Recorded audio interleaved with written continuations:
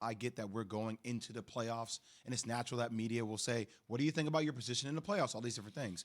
I just think Kyrie's way of talking about what's actually going on in Gaza, if you guys have heard about what's actually happening there with the Palestinians and how things have been playing out, was a story that he was like, "No, you know what? Today I want the attention to be on what's happening in our world." Now, people may not like the way he goes about doing it. I actually appreciate the fact that he apologized or saying, "I apologize to you guys because I'm not going to be answering basketball questions today." I mean, it's just I think Kyrie's just a very polarizing personality, and people want him to talk basketball. It doesn't mean he has to every single time. Well, I think he's trying to, not only that, he's trying to shift the focus to what's going on other than basketball. And it's giving him an opportunity at that point to basically say he's not talking about basketball, but not elaborating on what's going on. So now you could dive into those that aren't paying attention, can now go see what he's talking about and go figure it out for themselves. But much like Jay say, when you polarize him, man, no matter what, people are sitting there waiting for it to drop, to pounce on it. And he's put himself in that position, whether it was in Cleveland, Boston, or here in New York. I personally, for me, I know what he's saying. He's not talking about the basketball side of it because that's a given. Like playing basketball is a given for him. That's natural. That comes just roll out of the bed, strap up the shoes, and can go. His focus is just on other things, and that's okay. I don't see anything wrong with that at all. I don't see anything wrong with it either. I mean, I was a beat writer for a long time. I've been in the media in New York for 25 years, and I covered teams. I covered all the four major sports. And, you always will have these moments where an athlete doesn't feel like talking, and I never understood how other members of the media would just flip out. Doesn't want to talk. He's got to talk. You have to make him talk. And I always felt like nobody has to talk if you don't want to. I never understood this must-talk thing. I'd like you to tell me about your game or what you saw or what you feel. I'd like your perspective. So when I write it, I'm writing it from what you said. But when you don't, okay, well, you just now gave me the power to say it from what I saw because I don't have your perspective. That's fine with me. But that might be fine with him too, though. Exactly. Right? That's why I don't get mad at this like some people do. I don't know why fans would care. Because it's really more of a media thing than anything. We live in a society, you're damned if you do, you're damned if we don't. I remember the conversation being 10 years ago about, because going to Duke, right? Duke always taught you how to answer things without answering anything. Let's be real about it. A lot of athletes know how to do it, right? Oh, yeah. Except that I can answer every one of your heart-piercing questions without answering anything. But it can sound like you are. It, right? And then fans, we just want athletes to be real. We want them to be raw. Just tell us how you really feel. Tell the truth.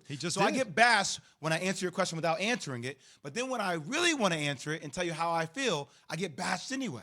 So it gets to a certain point where it's like, I just don't give a damn anymore. I'm going to get bashed regardless. So I might as well just tell y'all what's really going on. Some of you guys will like it. Some others won't. And if you don't listen or do your thing. Keep bashing. Good luck.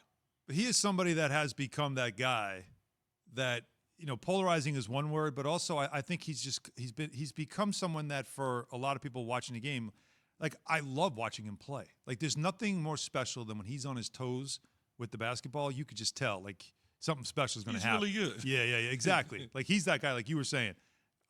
Your eyes are drawn to him. You could just tell. And then it's like I want, like, you want to know more about him because he does play with such joy that you want to get that story, and you're not going to, and that can be frustrating.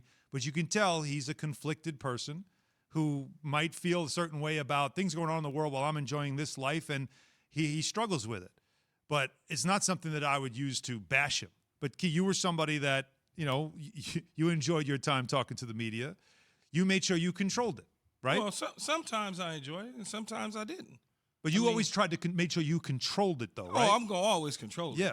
That's I'm always control it. But the one thing for me, what I've always said is the media, write it like it is and not like you want it to be, because that's the problem. If it is what it is, I don't care. But when you start trying to set a narrative and this and that, that's when you get yourself into trouble.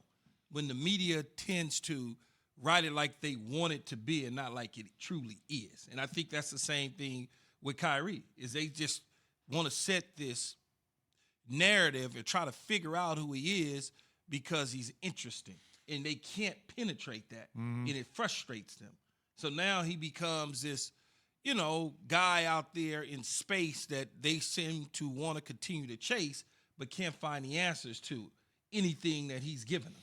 But and also, it frustrates the hell out of him. Also, does. Key, you know why? Because it's not a what stories do people click on? Like you click on headlines or like the sexy, juicy, Something gossipy sensational. content, right? Right. Or things that you see people on TV arguing about, like, people that get up in a fury about. You don't see media members gloating about the fact that he's donated $1.5 million to the WNBA, or that he's given money to HBCUs, or that he's fed the homeless, or $325,000.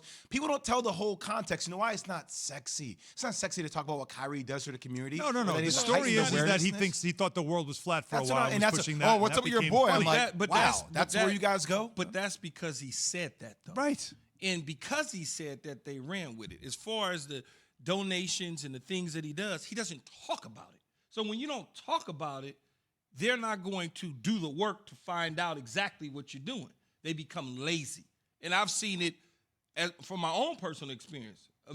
Just things that I've done that nobody knows about because I'm not telling you. Well, but I know, much like Kyrie knows, and he feels good about what he's doing, he doesn't have to tell everybody every single move and everything that he's doing. He just doesn't have to do it. But that goes back to controlling your own narrative. If you want that to be the story, you've got to create the story that is based on that. It's simple as that. You're want right. that to be the story. There's a lot of lazy when it comes to media, and that's what I try to tell a lot of young people who come into the business is do not be lazy. Don't follow the narrative. Don't read that Write one the article story. that pops up in your Facebook timeline because you know what I mean?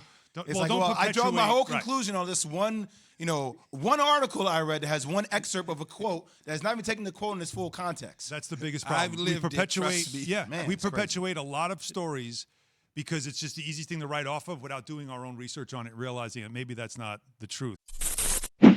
Thanks for watching ESPN on YouTube. For live streaming sports and premium content, subscribe to ESPN Plus right now.